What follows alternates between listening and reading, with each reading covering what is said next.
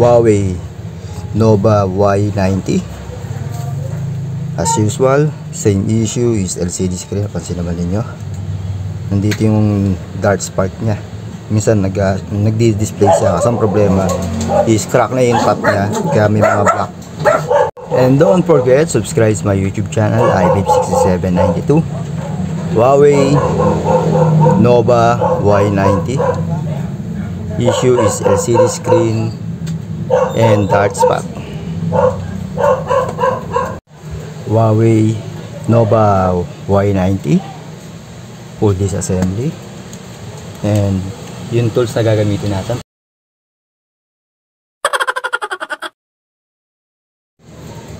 Then using yung super team natin na metal spudger,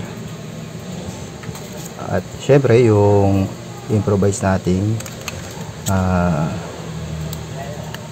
plastic spudger, or kaya yung pangkat natin, pang remove natin sa back cover ng Huawei Nova Y90. Medyo tigas pa.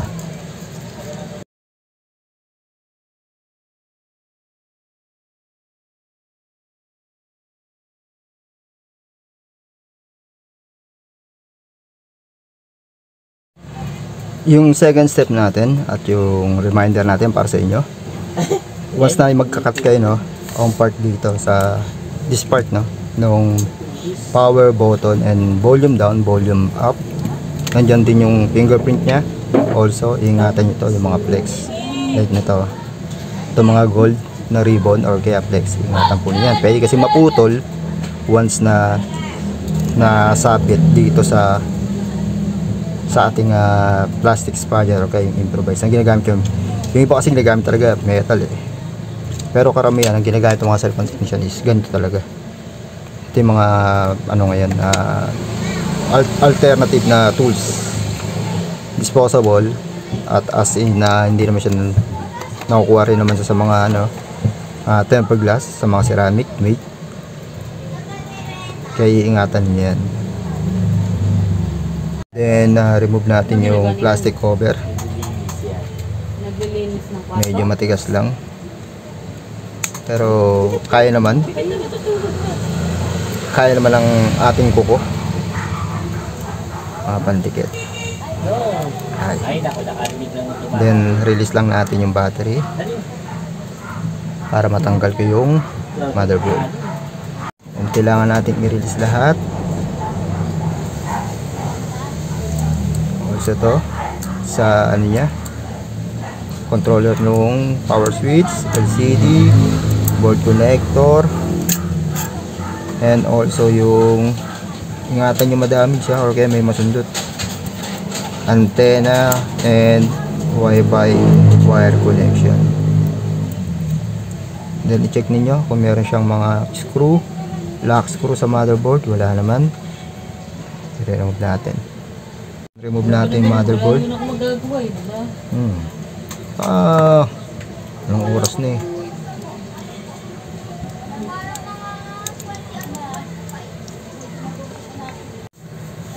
Then yung pag-remove ng motherboard, iingatan ninyo huwag nyo gano'ng papersahin. Pag medyo matigas, like ng ganito, tignan ninyo kung may mga sumasabit na connector o kaya yung ibang mga pa sa kanya, connection, para hindi ma-damage yung motherboard. Medyo manipis lang talaga siya yung motherboard ng Huawei Nova Y90. Then kaya rin siya matikit dahil yung sa kanyang thermal paste din. Yun yung problema sa kanya. Yung nakaraan pala may nag-request sa atin, yung isa nating subscriber sa followers, kung paano yung pagtanggal. Kaso sa Samsung, ngayon dito sa Huawei parehas din yan. Kung gaano ito, katulad nito, hindi pa nababaklas yung battery. Then paano siya baklasin? Iingatan din ninyo kasi marami minsan pag nagbabaklas sobrang tigas, pinipersa siya. Kaya nangyayari, nagkakaroon ng problema yung battery, nasisira. Like ng mga ganitong flex iingatan ninyo sa yung flex nya mula sa second PCB board, yung charging board, then connection on motherboard. Kaya papakita ko lang sa inyo kung paano baklasin to.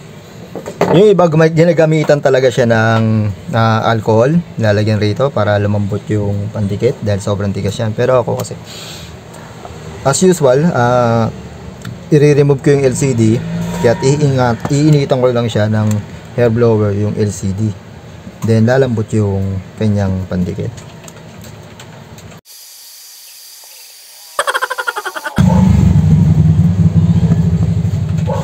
Yung alternative na mas madaling baklasin siya is using isopropyl alcohol. Papatakal lang niyo yung side nito. Then sa akin kasi, alam niyo naman na matagal na rin akong gumagawa ng cellphone, kaya iniingatan ko rin naman na masira yung battery niya. Angatin lang ninyo to. Kapag medyo matigas, huwag niyo ganun pupersahin ha. Hindi tulad sa mga iPhone na battery talaga sobrang tigas talaga. At usually sa Samsung din ganun din, yung may ibang part ng Android phone. Yung katulad nito, wala siyang sira or kaya malinis yung pagkakabaklas ng battery ng Huawei Nova Y90. And yung important reminder natin, like ng mga pagka nagbabaklas ng LCD or kaya ng battery, minsan kasi tinatamaan talaga. Ano yung tumatama sa kanya? Itong mga metal spudger, like ng ganito, or kaya yung mga knife, precision knife, nakakat yung charging flex or kaya yung ribbon ng Huawei Nova Y90. Same din dun sa mga iba pang mga model, at also yung mga ganitong klase ng flex ng power switch flex, yung binabanggit natin, kasama rin yan. And also yung ano ba to, yung sa fingerprint niya, iingatan din ninyo. Ito na yung LCD ng Huawei Nova Y90. Testing muna natin brand new LCD ng ating Revo Pips.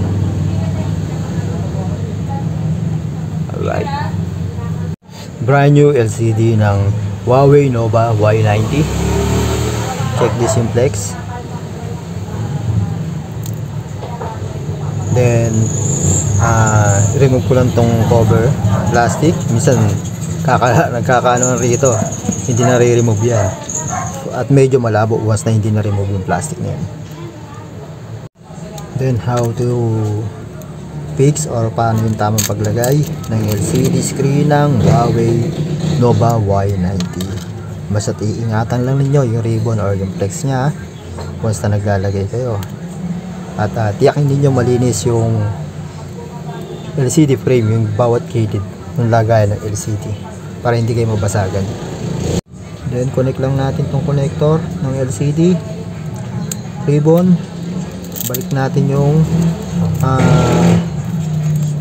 sticker ng battery, then balik natin na maayos. Check yung ribbon lagi ng LCD na safe siya para hindi magkaroon ng problema. Once na okay na, pwede namang ibalik yung battery.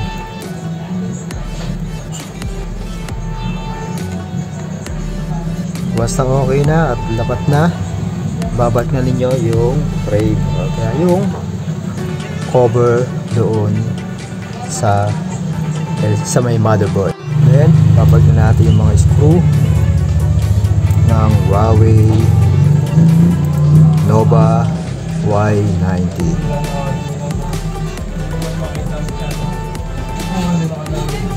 Ganun lang kadali yung gagawin niyo. And don't forget to subscribe to my YouTube channel, ID 6792. Then paano yung pagbalik ng back? Nakita naman ninyo, medyo alalay yung paglagay ko ng B7000 multi-adhesive glue. Yung black siya, nakasupport lang din yung dual adhesive tape. Ganun lang yung ginawa ko para kung sakaling huwag naman na magkaroon ng problema yung LCD, ay babalik pa sa atin.